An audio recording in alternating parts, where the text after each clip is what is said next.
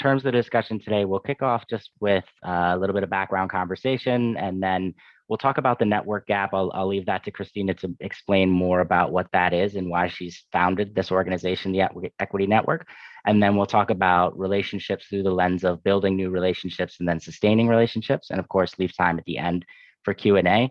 Maybe just a little bit of context in terms of how Kristina and I know each other, and maybe some of the experiences, the shared experiences that we've had that led us to feel like this would be a really impactful conversation for the two of us to have. So both of us overlapped at Morgan Stanley, started our career out within investment banking. The photo on the far left is an image of Carla Harris, who's a very inspiring individual. She's been at Morgan Stanley for over 30 years. In addition to being a banker, she's also a gospel singer.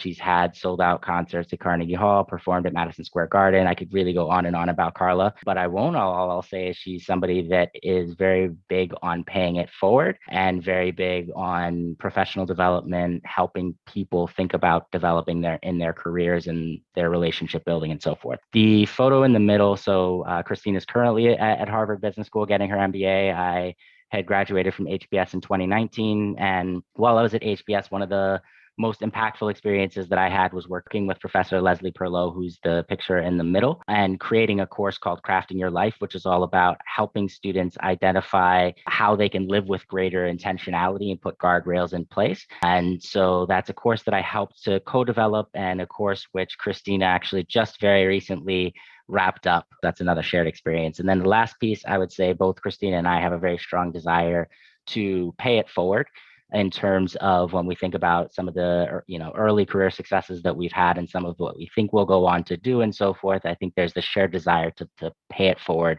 that really brings the two of us together as well. So I thought that Kristina would have a lot of perspectives to be able to share with the group. And Kristina, thank you so much for joining us today for the conversation. And maybe to kick things off, I would love if you could walk us through. So obviously started your career out in investment banking at Morgan Stanley, then moved to Europe and you were working at Uber. Now you're getting your MBA from Harvard Business School. There's a lot of things that you could have done in terms of where you decided to spend your time, and a lot of things that you could have done in terms of what you wanted to do after HBS. But you have made this decision to found the Equity Network and try and pay it forward. So could you talk to us a little bit about why you decided to start this, really hitting home on the network gap, and then what you're trying to achieve the Equity Network, in addition to, of course, just sharing a little bit of background about yourself? Absolutely. First of all, thank you so much for having me, Triston. And it's so wonderful to meet all of you guys today. Before I talk about the Equity Network, I thought I'd share a little bit of background on myself and sort of my twist and turny career path that I've had so far. I'm the daughter of Chinese immigrants, originally from Northern Virginia. And my whole life growing up, I had this idea that, if I just put my head down and worked hard enough, someone would eventually notice and reward me for my efforts. And it wasn't until I got into my first job after college, which was investment banking, that I realized that is not the case. And in fact, who you know actually does matter more than what you know in this world. About 1 year into my investment banking role, I realized that I was looking for greener pastures, excited to work more in tech, as well as get closer to the impact of what I was doing and move from an advisor role to an operator role. So I took the chance to move to Amsterdam, spent a couple of years working at Uber in their EMEA headquarters pre-IPO, which was extremely exciting. And one of the most exciting things about being there was getting to work on an international team. You could hardly walk 3 steps in the office without hearing 5 different languages being spoken. And the fact that we were a diverse team working in diverse international markets really felt magical to me, that we could really connect with our customers, connect with the countries that we were operating in. We felt that we had this, special sauce that really comes from that inclusive environment. So when it came back to the US in 2020 to work in the San Francisco Uber office, I had a really weird sort of reverse culture shock. I realized that, even though it is 2020, our workplaces do not reflect the diversity of the customers that we're serving. And at the same time, a lot of opportunities, even when it comes to getting jobs, come through your networks. So in the 3 months before HBS, I had some time during the lockdown and during the Black Lives Matter movement to really think about what I could do and actually action on to help close this gap And that's where the equity network got started. So if you've ever heard that who you know is more important than what you know, it is true. According to LinkedIn, 70% of professionals get hired at companies where they know someone. And if you get an employee referral, you're 9 times more likely to get hired than someone who doesn't. So those stats are really staggering. But when you think about the factors that affect someone's network, like the neighborhood that you grew up in, if you went to a target school, or the branding of the schools you went to, as well as the companies that you worked at, those factors can give someone up to a 12 times advantage over someone else in accessing opportunity. So that's exactly what the equity network is about. We're about closing the network gap, and in particular, empowering the next generation of Black, Latinx, and Native American business leaders by democratizing access to professional networks. What that looks like is a social enterprise and a web platform whereby college students and recent grads from these backgrounds can book free one-on-one conversations with professionals that are working in their dream jobs. And through those conversations, gain the knowledge, the know-how, and the networks to really thrive in their dream career. So that's a little bit about me and the Equity Network. Would love to hear any follow-up questions. Thank you, Kristina. Many of our peers choose to pursue careers in the near term where they will earn a lot of money, giving them financial freedom to pursue their passions and meaningful work later down the line. You, on the other hand, have made the decision to instead focus on having an impact in the near term. Could you talk to us about why you decided to focus on addressing the network gap now as opposed to later on in your career? Yeah, absolutely. And I think what you're speaking to is what I've heard described as the sort of learn, earn, and return model that a Mhm. lot of people like to adopt, which is you spend your first 20 years of your life learning and getting educated. You make a bunch of money, and then eventually, when you retire, you can start paying it forward. So the why now piece is actually quite personal to me. So I think one of the reasons why I started this is, despite the fact that I've definitely faced challenges as an Asian American woman working in finance and tech, I've also been extremely lucky to benefit from having mentors and classmates and colleagues and alumni who I could honestly just reach out to. And most of the time, they would take my call and really be there for me and help me open these doors that many others don't have access to. The second one is that many people who pay it forward, don't necessarily realize that they may, have a tendency towards helping people who are similar to themselves. And that's something that I realized last summer was that, I love mentorship and paying it forward. But if every person that I help also went to Harvard or also worked at Morgan Stanley or Uber or looked like me, I'm actually not necessarily creating this diverse and inclusive workplace that we all want to be part of. In fact, I might actually be, exacerbating this gap. And it's this realization that the thing that we do naturally every day, which is connecting with other human beings, the tendency to seek out people who are very similar to us can actually lead to, less optimal consequences down the road if we're not very careful and intentional about who we extend the support to. Mm. So that's one of the reasons why I wanted to start it now, and why I'm excited about the Equity Network is the opportunity to leverage sort of this inflection point in history and time, and right now with sort of the COVID remote workforce, to build community to foster this inclusion at scale. The second thing that really comes to my personal philosophy is, I really believe that if you're able to get your foot in the door, try your best to hold that door open for others. And part of that comes from the fact that, again, many of these really lucrative job opportunities and careers are closed off and they're not available for many others. So to the extent that you can be a trailblazer and help open the door for others, and especially for me as someone who is not Black or Latinx or Native American, I also have a role to play and a big responsibility in helping to shape this as well. So ensuring that we all can be part of that change is very important to me. The last thing that I will say is that, I think early on, I felt a lot of imposter syndrome. There definitely weren't a lot of women in the senior levels in investment banking, not a lot of Asian women as well. But I do think that, no matter how old you are or what background you come from or where you work, you matter and you have something that you can provide to others. You are valuable, whether that is, advice to someone a couple years younger than you, or the ability to share your own networks or resources with others. And you don't have to be any sort of age or any job title to achieve that. So the more that we can practice this habit at an early age, the more we can translate that into a lifetime of giving as well as a lifetime of impact. Mhm. In terms of why you have focused on this now, firstly, you're making really good use of the momentum that exists today around community building, given the remote working environment. And secondly, it is deeply connected to your personal philosophy that if you can get your foot in the door, you should try to hold that door open for others. What you shared is also an important reminder that everybody has a perspective to share. Even somebody early in their career can offer valuable insights to their team or to senior executives. You also provided us with some data that nicely highlights the importance of relationships. For example, people are 9 times more likely to get a job if they receive an internal referral. Given the clear importance of a strong professional network, what practical tips do you have as it relates to building relationships?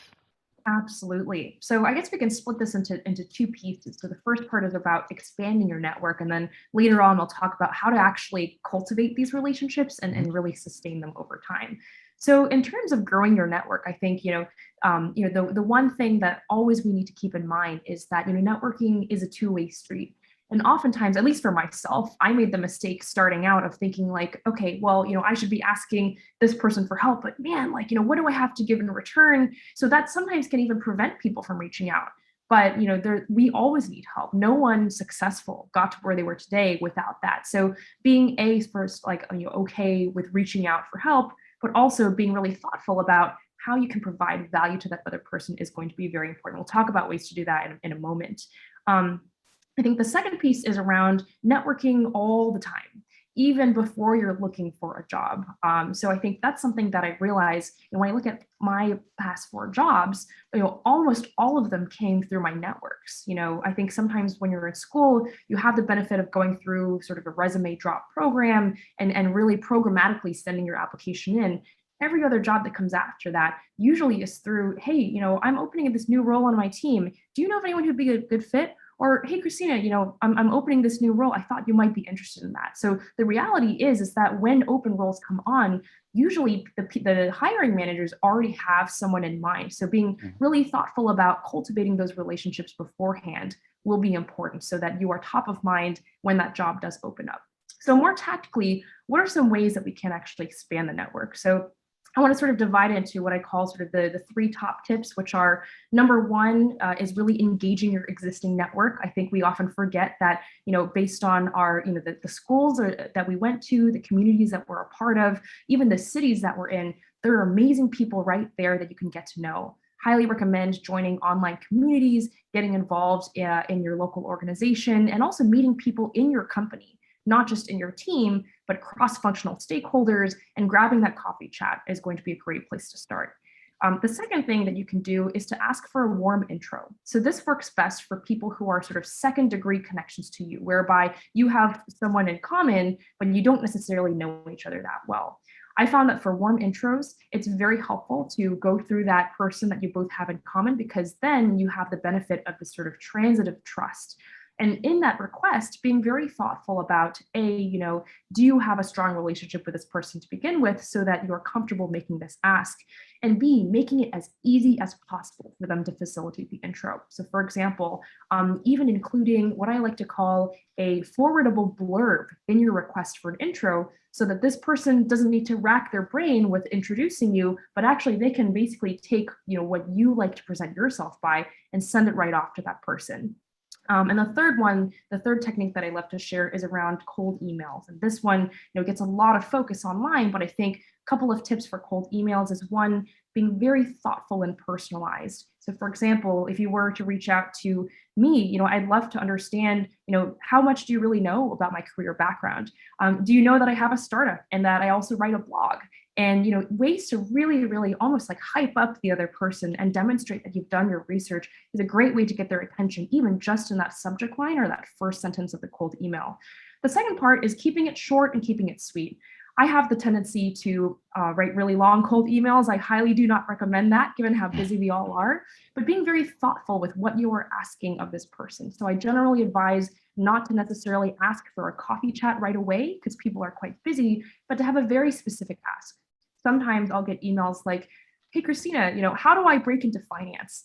And asking me how to break into finance is like asking me, hey, Kristina, I want to go to Europe. Like, Europe is a big place. Which cities do you want to go to? What are you looking to accomplish? So having a very specific ask can sometimes make it a lot easier for that person to respond.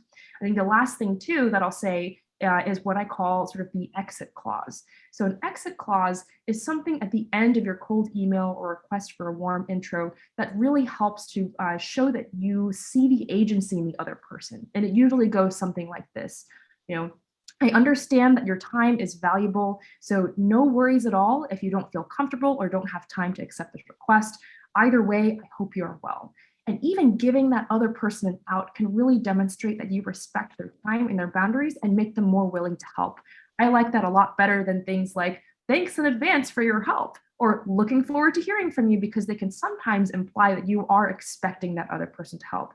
So there are more tactics that I can share in the articles that Triston will send out after this call. But in general, network early and often, think about the mutual value prop, be personalized whenever you can, and always try to think about including that exit clause and keeping things short and sweet so that you are, being very thoughtful with their time, as well as making it as easy as possible for the other person to help you.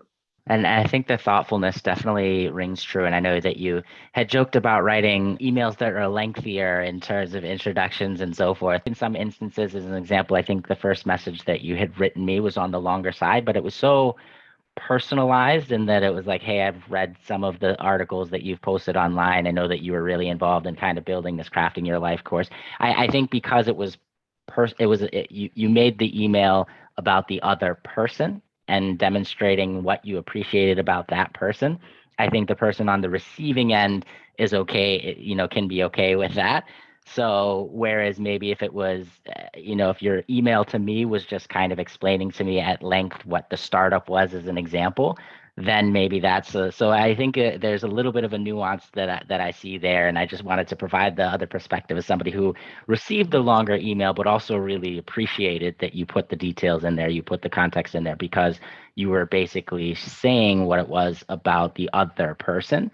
And that in many ways, I think resonated very positively with me. So I guess I'd put that nuance in there around the length.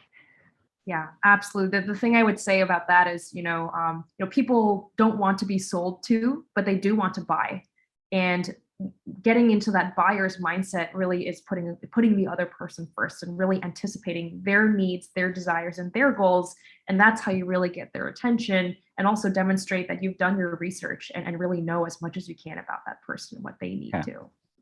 Thank you, Kristina, for sharing many practical tips as it relates to building relationships. To recap, 4 that resonated with me. Firstly, networking is a two-way street, so be thoughtful about how you can provide value to the other person. Secondly, network all the time, not only when you are looking for a job. The third is around engaging your existing network and asking for warm introductions. And lastly, personalizing your cold outreach and making sure you have concise, specific asks. One final question for you, Kristina, before we close. How do you go about maintaining the professional relationships which are most important to you? Yeah, absolutely. So, I think what the obvious sort of, caveat is that every relationship is different. But I will say that something that works surprisingly well is sort of this idea of sort of giving to get, as a way to kind of keep the relationship sustained. So typically it's like, all right, you had your coffee chat, like had a great, conversation. How do you keep that going? I think there's a number of things that you can give no matter how old or how senior or junior you are. The first one is giving thanks. And this works for people you haven't talked to in like 5 years.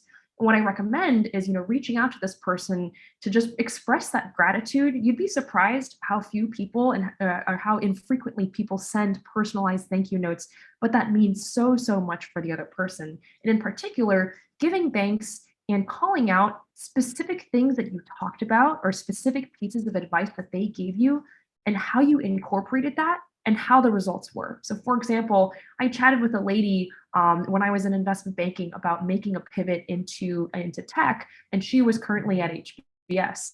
5 years later, I had totally forgotten about that coffee chat, but I reached out to say, hey, thank you so much for all that advice that you gave me 4 years ago. You told me to follow my heart. You told me to be thoughtful about networking. I've done all those things, and here's where I am now. And the reason why that is so powerful is because, a lot of people, they do want to help. I think humans are inherently, eager to pay that forward.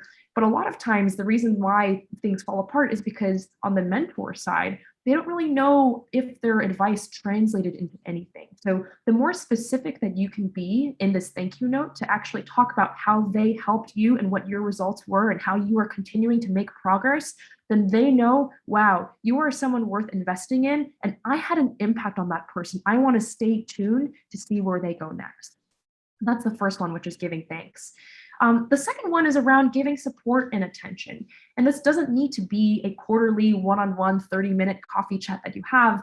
And it really depends, do they want a coffee chat? Would they like an email update, etc.? But a little low-hanging fruit that you can do is just being able to give that support. So what does that mean? Are they publishing content on LinkedIn? Send them a message and say, hey, you'll love that article that you recently posted. This particular thing really stood out to me. Or, hey, congratulations, I saw you got a new job. Little things like that. I know that we all check our likes on Instagram and LinkedIn, whatever, but really staying engaged with their content, even things like remembering when their kids' birthdays are. You never know how much that could mean to someone when you give your support and attention without immediately asking for something in return. The third one is around time and expertise. So for example, let's say that you're a student, right? And you are networking with someone who is industry professional.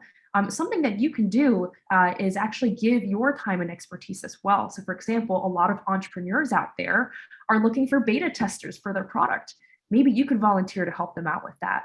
Another example is, a lot of venture capitalists are looking for really amazing companies to invest in that they might not have known about before. And you have classmates and you have friends who might be working on cool things. So to what extent can you kind of help them by sharing your time, your expertise, and even your networks? Something that I find really effective that Triston does very well is sharing your networks and also sharing your platform, right? So if the other person is interested in growing their brand, growing awareness for something that they're working on, inviting that person to be on a podcast, inviting them to speak to your student club at school, or otherwise giving them more of an audience is another way to really give them a platform and really share something in return.